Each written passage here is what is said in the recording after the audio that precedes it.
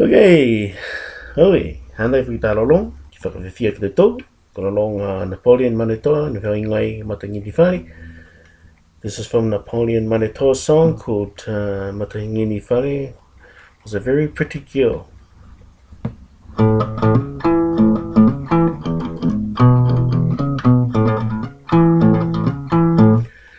Matanini Whare koe whiwhini matfuora, tūki a pai e ke mata oni o le pata. Amo mai e ke kalage da fua, pepe ke konta tuva ka loki toka tapa. Matanini Whare whakise whanau, ke tau whiwhine mokitona.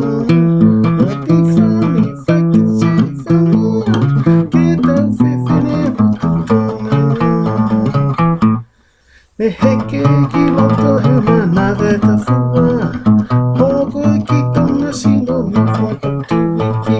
Wala whan kapsinga haku whatulahi a ia, upepe ke konta tuva ka loki tonga tawau. Matanini Whare whakise